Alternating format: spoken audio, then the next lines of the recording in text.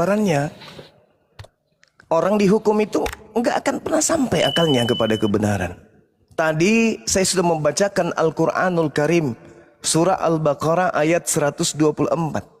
Ingatlah ketika Nabi Ibrahim diuji Tuhannya dengan beberapa perintah, kalimah, ketetapan, hukum. Memperbodoh diri memang. Orang zalim itu memang gitu. Memperbodoh diri. Pura-pura bego. Waman azlamu mimman iftara 'alallahil kadhiba wa huwa yud'a ilal Islam. Orang zalim itu lebih mengedepankan keegoan, kezaliman daripada kebenaran. Nabi Ibrahim dikatakan dalam Al-Quran menerima beberapa hukum. Nabi Muhammad diutus menerima wahyu, ilham kepada beliau, sehingga beliau mengurai keadaan yang kemudian Tuhan wahyukan kepada beliau terkait dengan Nabi Ibrahim salah satunya. Apa kata Allah? Bil bayyinati waz zubur wa anzalna ilaika dzikra litubayyana lin-nasi ma nuzila ilaihim wa la'allahum yatafakkarun. Nabi Muhammad diutus untuk menjelaskan Al-Quran. Nabi Muhammad menjelaskan salah satu hukum yang diterima Nabi Ibrahim adalah sunnat. Lalu kemudian Nabi Muhammad adalah pemimpin umat. Sebagai pemimpin umat kemudian dia menginstruksikan kepada pengikutnya, sunnatlah. Karena sunnat itu adalah bagian daripada fitrah, kesucian. Kaidah Islam jelas. Perintah Allah kemudian mengikuti Nabi Ibrahim. Nabi Ibrahim dijelaskan oleh Nabi Muhammad bersunnat. Lalu Nabi Muhammad mengajarkan umatnya bersunnat. Apa yang salah? Yang timpang adalah penumpang gelap. Sudahnya ngambil kitabnya Yahudi, ngaku-ngaku pengikut orang Yahudi, mengaku-ngaku ajarannya dari Yahudi, tapi semua ajaran Yahudi dibencinya, dikutukinya, dilaknatinya. Contoh, ketika mengaku tak ada perintah untuk tidak bersunat atau bersunat, orang ini nggak ngerti hukum, nggak ngerti hukum orang ini. Dalil di dalam kitab saudara Galatia 2, Galatia 5 nomor 2, barang siapa yang menyunatkan nonotnya, Yesus Kristus tidak berguna baginya. Kalau ngerti hukum, orang yang paham asas-asas, maka dia ngerti asas yang muncul di dalam Bible adalah perintah untuk jangan bersunat. Kapan ente bersunat? Maka Yesus Kristus tidak berguna. Kalau Yesus tidak berguna bagi ente, lalu buat apa Anda percaya kepada makhluk yang mati terkutuk di atas salib?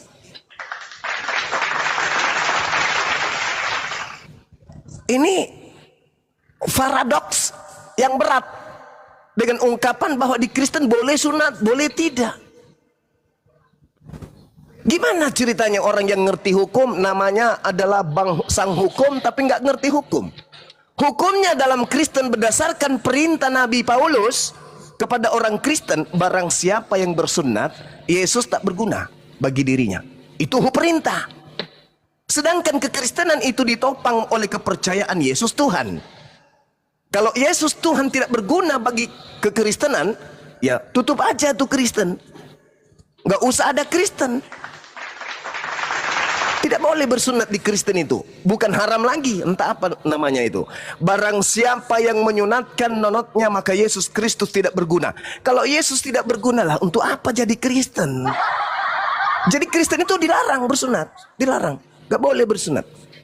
Kapan bersunat? Maka neraka. Menurut Paulus. Karena tidak ada gunanya Yesus bagi Kristen yang bersunat.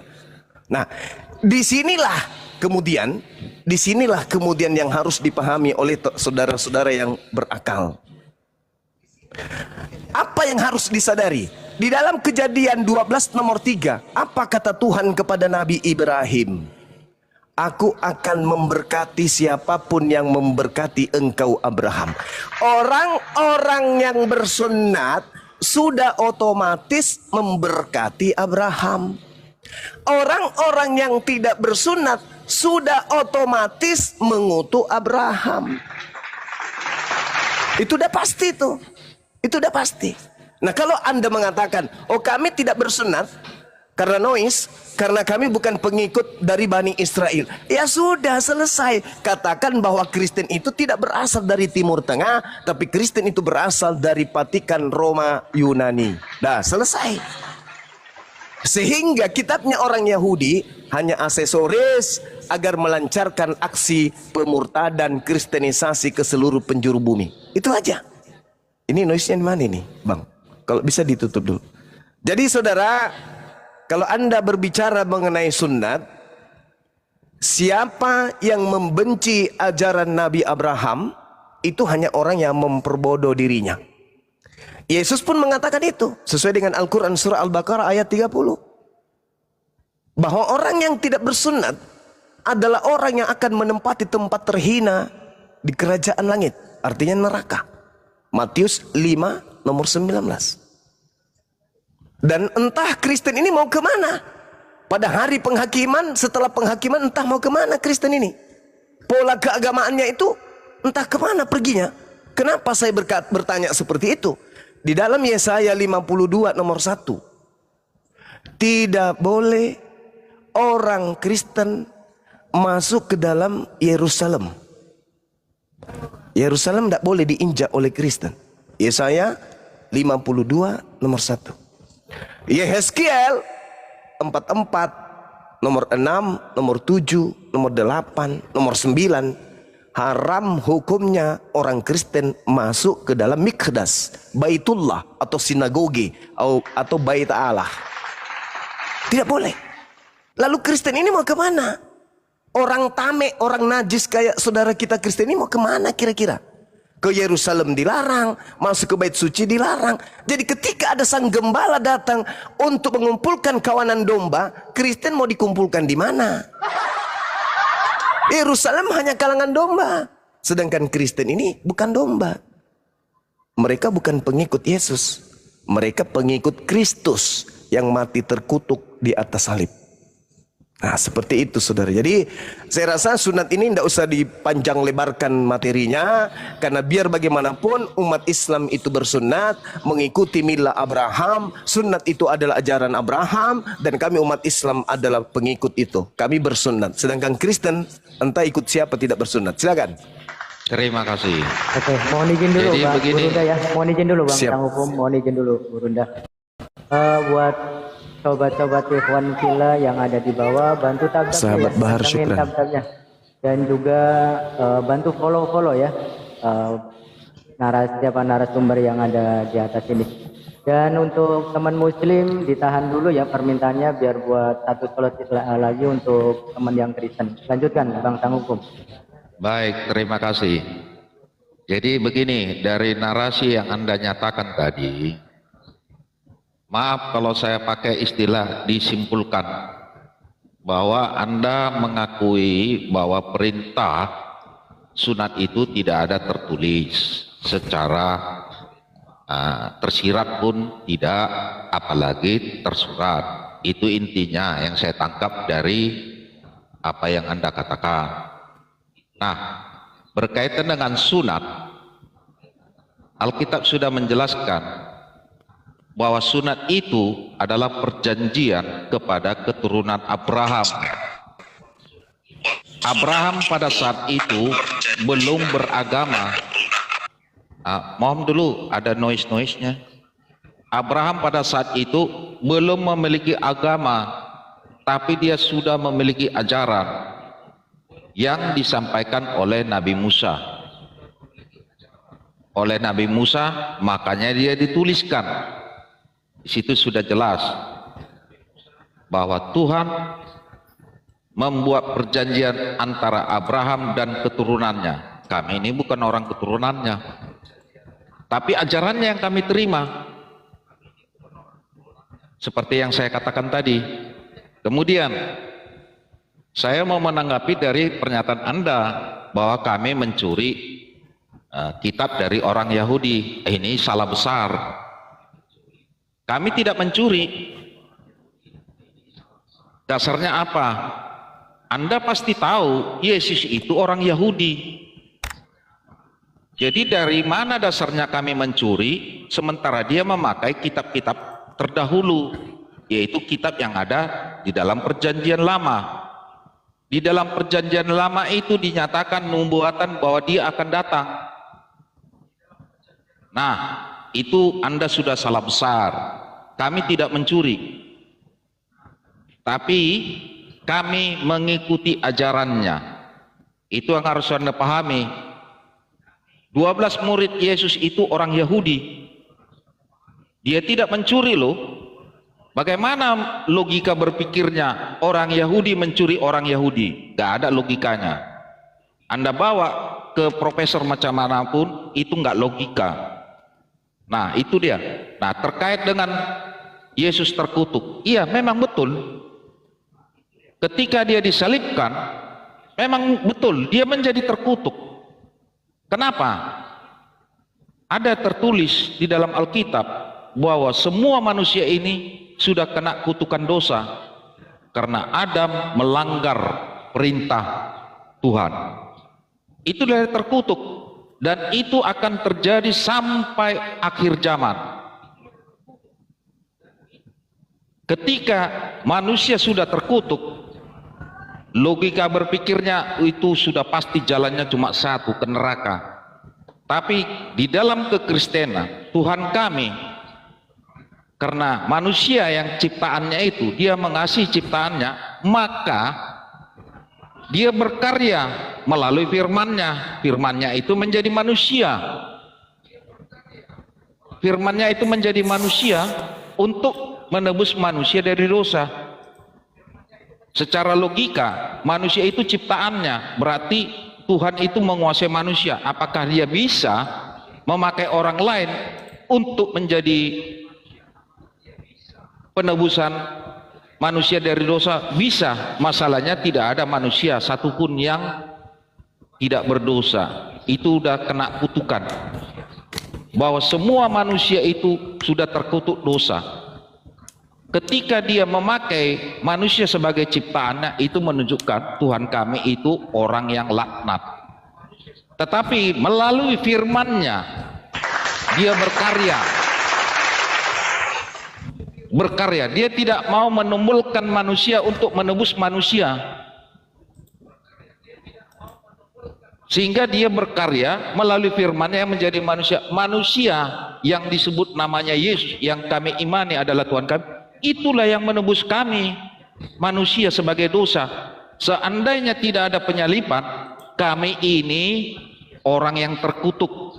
Tapi karena sudah terjadi penyaliban, kami ini bukan orang yang terkutuk, yang mengimani. Dia menyerap semua kutukan yang sudah dia lakukan.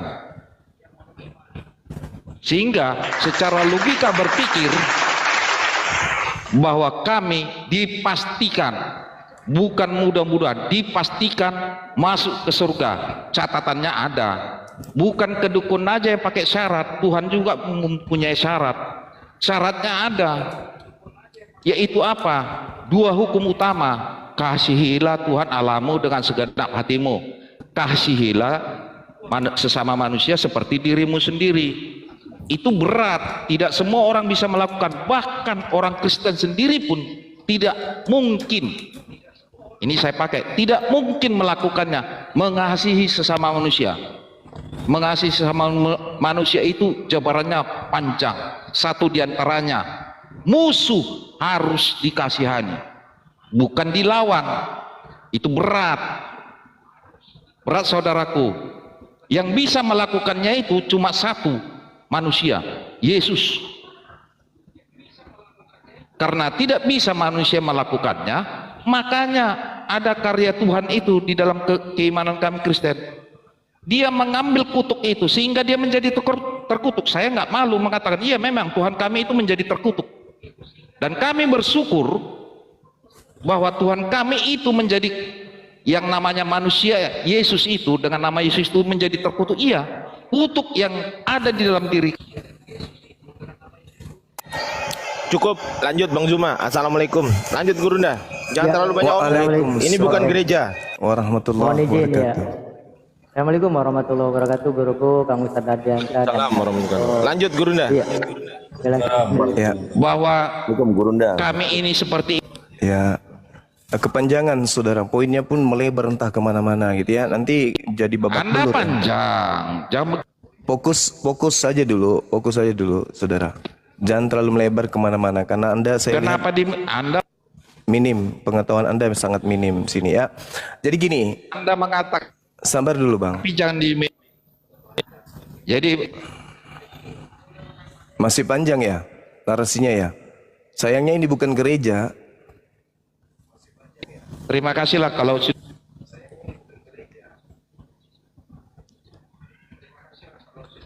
Jangan di mute kepanjangan.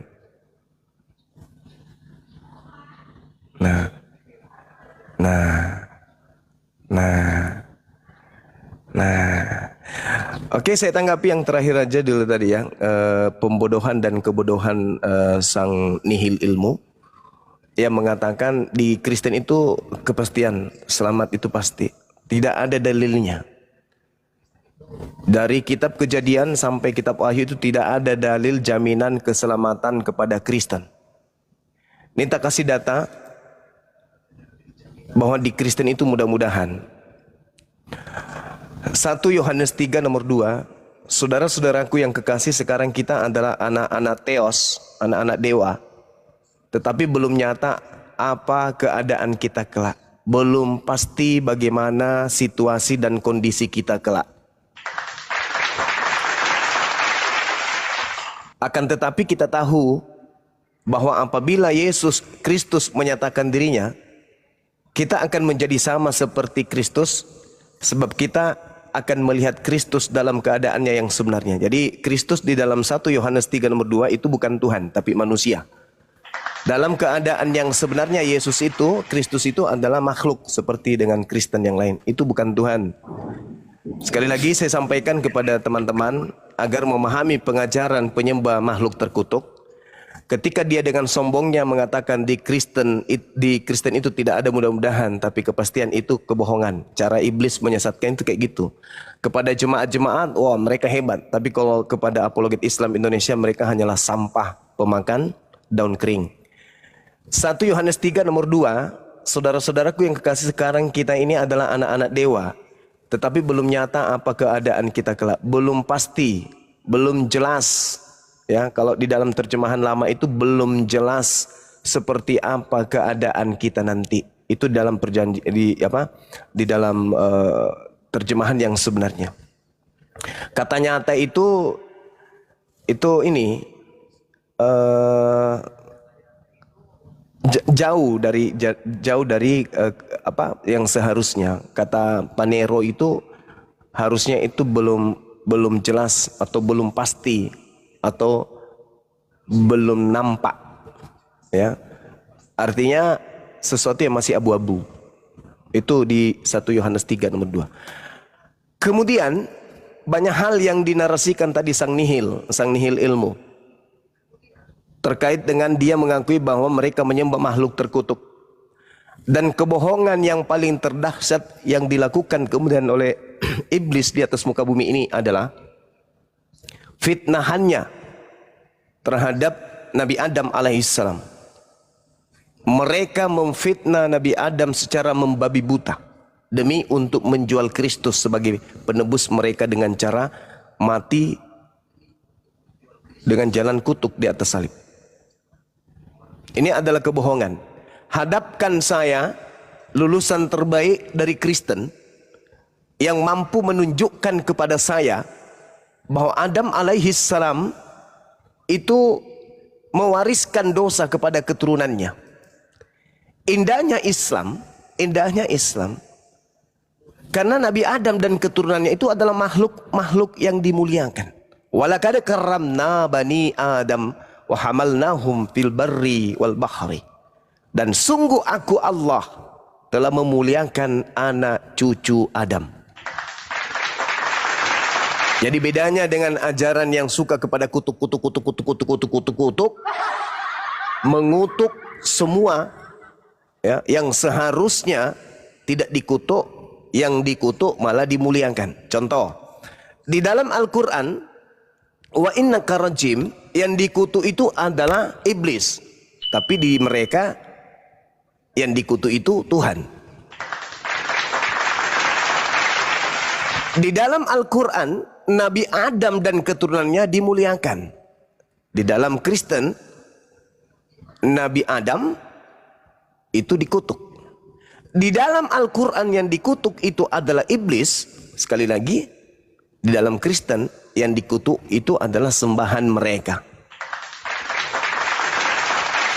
Jauh, sangat jauh dari ajaran Islam, ajaran Kristen ini. Kedudukan sang terkutuk di Islam itu iblis, kedudukan sang terkutuk di Kristen itu adalah Tuhan mereka. Jauh sekali. Jadi mereka ini adalah penyembah makhluk terkutuk, sedangkan kita adalah penyembah hakikat yang maha suci. Saya kira begitu dari saya, ya. Terakhir, terkait dengan dia mengaku bahwa orang Kristen tidak mencuri. Tidak mencuri tapi merampok. Kenapa? Tadi ucapannya saudara kita itu sang nihil ilmu, dia mengatakan bahwa kami tidak mencuri perjanjian lama karena Yesus itu adalah orang Yahudi. Ini trik penyembah makhluk terkutuk, triknya begitu. Yesus memang orang Yahudi, siapa bilang dia orang Makassar? Yang orang Makassar itu Bang Suma. Yesus orang Yehuda. Yesus itu orang Yehuda. Dia keturunan Daud. Dia keturunan Harun. Dia orang Yahudi. Pantas kalau beliau menggunakan kitab Tanak. Lah orang dia orang Yahudi kok. Lah ente yang kumaksud itu Kristen. Apa hubungannya? Kitabnya Yahudi kok ada di kalian? Karena Yesus orang Yahudi. Yesus tidak pernah mengajarkan dirinya untuk bangsa lain. Kalau Kristus iya. Kristus mengajarkan agar pergi ke seluruh bangsa, jadikan dirinya sebagai sembahan. Jadikan semua bangsa menjadi pengikutnya sebagai muridnya. Itu Kristus. Kristus yang mati terkutuk di atas salib. Sembahan saudara kita Kristen. Seperti itu ya. Jadi kalau dikatakan kami Kristen tidak mencuri, ya pikir aja sendiri. Kalau ente tidak mencuri, apa hak anda menggunakan kitabnya Yahudi? Ini yang membuat kemarin Pak Bom dia beol dan beolnya keluar itu tulang rusuknya meleleh keluar. Sampai sekarang masih sakit dia. Karena memang tidak ada legalitas, tidak ada validasi dari kaum Yahudi terhadap Kristen tentang penggunaan kitab mereka ini. Nggak ada. Tidak ada. Ulangan 33 nomor 4. Hukum yang datang kepada Nabi Musa hanya untuk Bani Israel. Mazmur 147, data nomor 19, nomor 20. Hukum yang datang kepada Yakub dan aturan-aturan yang datang kepada Israel tidak diberikan kepada bangsa di luar Yahudi. Kristen ini dari mana? Tidak ada cerita, jangan cerita. Jadi saudara sang nihil hukum yang tidak ngerti hukum dan tidak ngerti kebenaran, tolong belajar lagi ya. Belajar 600 tahun baru naik ke Komal Islam untuk berdiskusi. Demikian teman-teman. Silakan. Ya, mohon izin Guru Ndaku. Ya Bang Aldi dan Bang Ferdi, selamat siang. Bang Aldi, Bang Ferdi dari Muslim atau dari Kristen? Kalau Muslim, Assalamualaikum warahmatullahi wabarakatuh. Bang Aldi monitor. Bang Ferdi. Bang Aldi. Bang Ferdi. Saya hitung 1 sampai 1000 ya. 1, 900, 1000.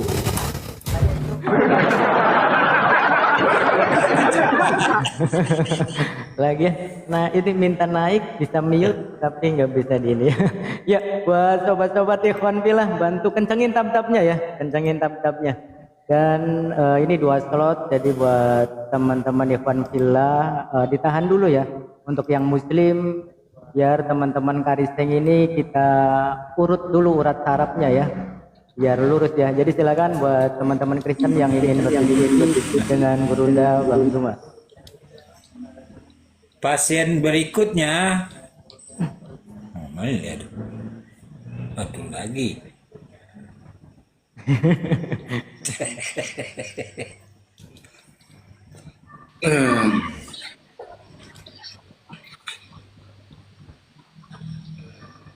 Masya Allah.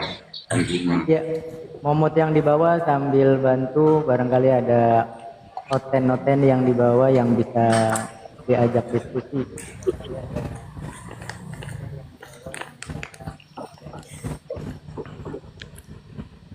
Bang Juma, salam kenal jarak-jarak dari Aceh.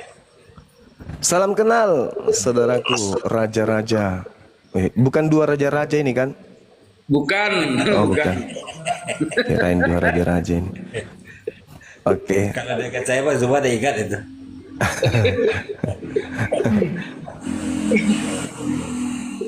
Mohon di fallback Ustaz. Saya baru satu Ustaz Ya Juma. silakan bang, silakan. Masya Allah. Ya, mohon izin, selamat siang atau assalamualaikum. Tapi kalau nama Muslim ya, Abang Alfat. Selamat siang atau assalamualaikum Abang. Selamat siang. Ya siang bang. Muslim atau Kristen Abang? Muslim alhamdulillah. Oh iya, iya. Alhamdulillah. Alhamdulillah. Ada yang mau disampaikan Abang? Akhi. Ini saya mau nanya ya. Orang Kristen kan Tuhannya terkutuk. Ya. Bang. Orang Kristen mau ya menuhankan Tuhan yang terkutuk. Padahal kan dalam Islam terkutuk itu kan iblis atau setan, syaiton. Kok bisa ya? Iya. Auzubillahi minasyaitonirrajim itu kan artinya semua kita terhindar dari godaan syaitan yang terkutuk gitu. Iya betul. Benar. Mereka Tuhannya terkutuk. Iya, itu kan sangat mengerikan ya. Ngeri lah. Mereka mau menyamakan manusia itu dengan syaiton atau iblis. Udah gitu aja. Ya. Satu ayat untuk saudaraku Al-Fat. A'udzu billahi minasyaitonir rajim. Wa mathalul ladzina kafaru kamathalil ladzi yan'iku bima la yasma'u illa du'a wa nida. Summum bukmun umyum fahum la ya'qilun. Dan perumpamaan bagi penyeru, para dai, para ustadz, para apologet Islam kepada orang kafir adalah seperti penggembala yang meneriaki binatang yang tidak mendengar selain hanya mendengarkan panggilan, teriakan dan suara. Mereka hanya mendengarkan suara, tapi mereka tidak mengerti makna dari suara tersebut. Sama seperti kera, sama seperti monyet. Ketika dipanggil, hei monyet, kenapalah kau tidak pernah pakai baju? Dia menengok ke kita sambil garuk kepala. Mendengar suara, tapi dia tidak ngerti uraian kalimat yang kita sampaikan kepadanya. Ini digambarkan oleh Al-Quran sesuai dengan pertanyaan saudara Alfan. Kenapa ya mereka tahu kalau yang digantung itu terkutuk, tapi masih aja disembah? Wa mathalul ladzina kafaru kamathalil ladzi yan'iku bima la yasma'u illa du'a wa nida. Summum bukmun umyum fahum la ya'qilun. Mereka tuli, mereka bisu, mereka buta, maka mereka tidak mengerti. Itu Al-Quran. Al-Quran tidak pernah keliru, tidak pernah meleset ketika menceritakan tabiat, tipikal, ciri-ciri, karakter, sifat, tabiat orang-orang kafir. Al-Quran tidak pernah keliru itu. Karena Al-Quran berasal dari pencipta langit dan bumi yang maha tahu. Pencipta tahu bahwa mereka ini karakternya seperti binatang yang diteriaki oleh gembala. Tidak pernah kita panggil kemudian, kambing. Kambingnya menjawab, iya paman. Nggak ada itu. Nggak ada. Tapi yang satu ini, mereka sudah didengarkan, kemudian diperdengarkan dalil Quran, dalil dalam kitab mereka. Bahkan setiap harinya mereka tenteng. Apakah mereka paham? Tidak. Diceritakan Tuhan itu maha suci. Iya memang. Tuhan itu satu. Emang katanya. Siapa Tuhan yang satu itu? Mulai lidahnya bercabang 3. Siapa Tuhanmu yang satu itu? Sebutkan namanya. Gimana ceritanya menyebut satu nama sekaligus untuk 3 pribadi terhadap Tuhan? Gimana ceritanya? Satu nama merujuk kepada 3 pribadi. Ya nggak bisa. Kecuali buah-buahan. Buah-buahan bisa disebut 6 nama buah-buahan sekaligus. Coba sebutkan nama 6 buah-buahan sekaligus dalam satu kata. 1, 2, 3. Rujak. Iya kan? Satu kata langsung sekaligus 6 nama buah di dalamnya. Rujak. Nah kalau ini coba sebutkan satu nama sekaligus 3 nama Tuhanmu masuk di dalam. Kucluk. Inilah yang diterangkan oleh Al-Quran. Wa masalul ladina kafaru. Semisal orang-orang kafir itu seperti umat Islam ini penggembala yang meneriaki hewan yang tidak mendengarkan selain panggilan dan teriakan saja. Yesus berkata, aku diutus hanya kepada domba yang sesat dari umat Israel, hanya pelangak-pelongo. Maksudnya apa? Hei, Yesus mengaku diutus hanya kepada domba yang sesat dari umat Israel. Apa? Kamu dari mana? Aku dari Makassar. Hubunganmu dengan Bani Israel apa? Itulah. Inilah yang digambarkan Quran tuh. Al-Quran tidak pernah keliru. Makanya ketika Al-Quran mengatakan yang terkutuk itu adalah iblis, mereka bangga. Oh, kami memang Tuhan kami datang ke bumi ini untuk menjadi kutuk demi dosa-dosa kami. Alamak. Nah ini yang Al-Quran katakan dalam surah Asy-Syura kepada umat Islam. Maukah kamu aku tunjukkan kepada siapa iblis itu turun? Hal unabbiukum ala man tanazzalus syayatin. Tanassalu ala kulli affakin azim yulkuna sam'u wa aktsaruhum kazibun. Maukah aku beritakan kepadamu kepada siapa iblis itu turun? Iblis itu turun kepada setiap pendusta yang banyak berdosa. Mereka menyampaikan hasil pendengaran mereka, sedangkan kebanyakan mereka adalah orang-orang pendusta.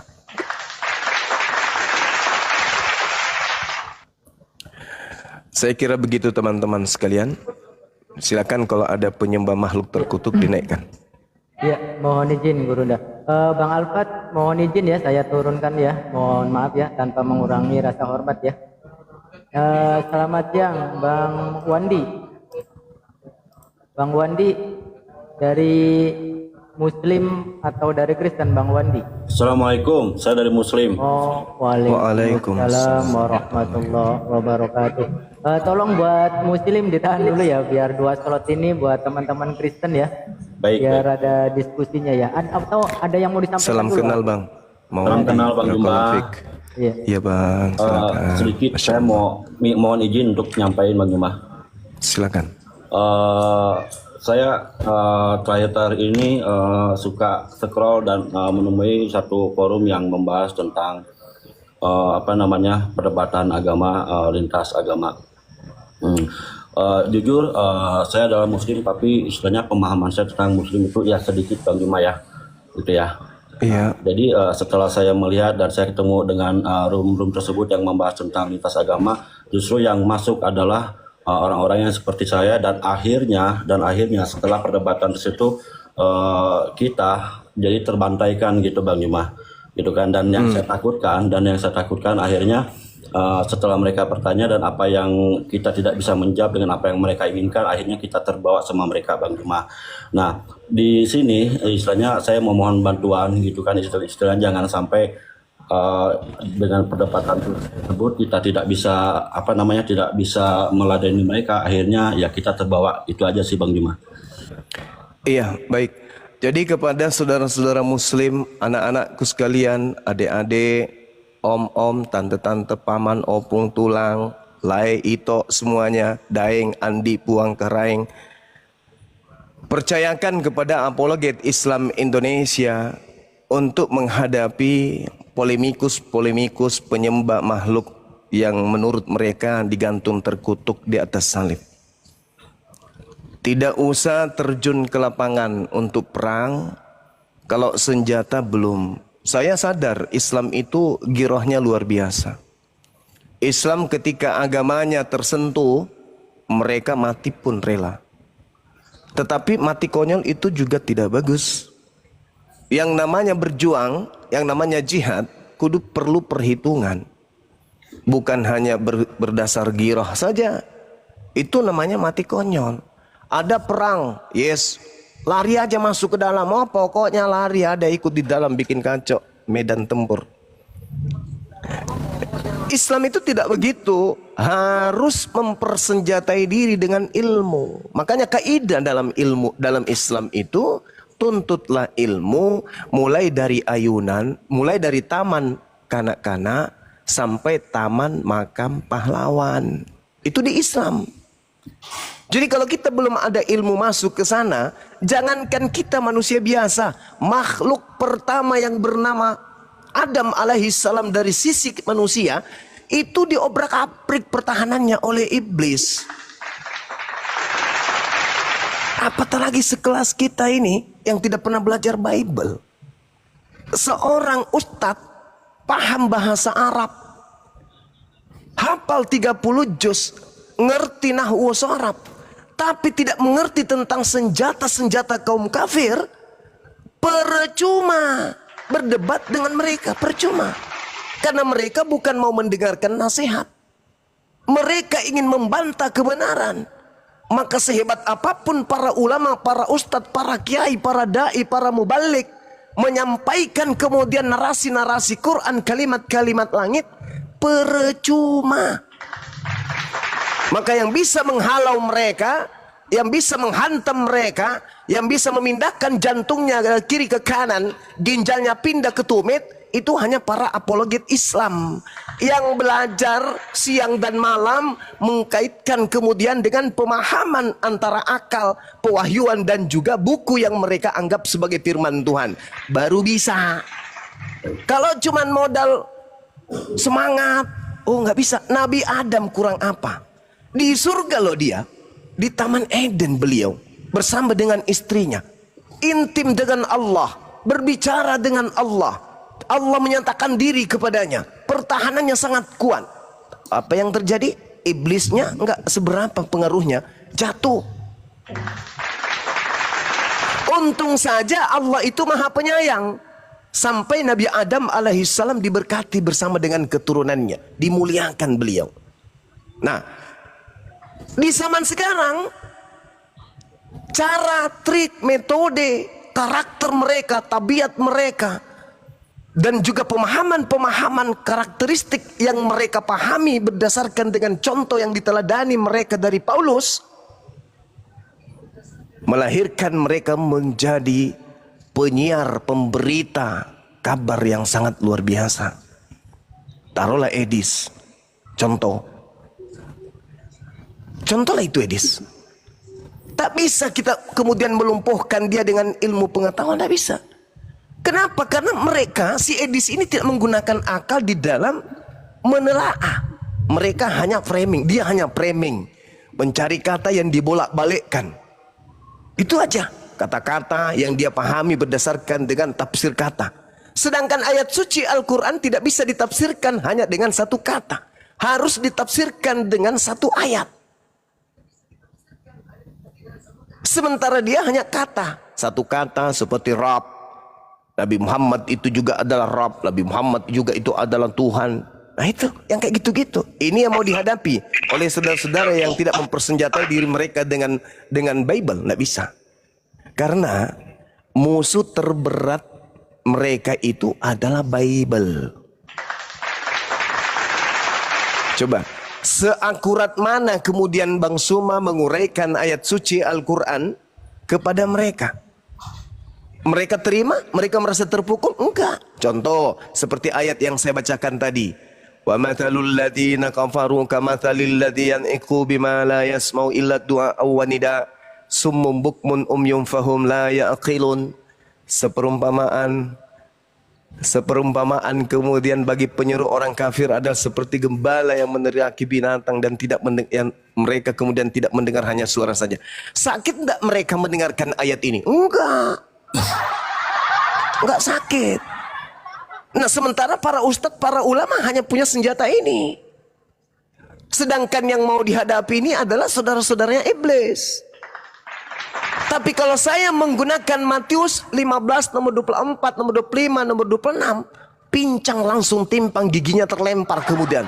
gondok langsung bahwa di luar Yahudi yang ngaku-ngaku percaya kepada Yesus, Yesus hanya menganggapnya sebagai guguk. Sakit nggak mereka? Oh sakit. Langsung panoan giginya, bisulan giginya langsung. Maka saya katakan musuh terberat mereka itu Bible. Nah jadi kalau saudara naik ke tempat mereka, pemahaman tentang Bible itu masih minim, oh Anda dirujak sama mereka. Anda dirujak karena mereka adalah dicipta dalam satu keadaan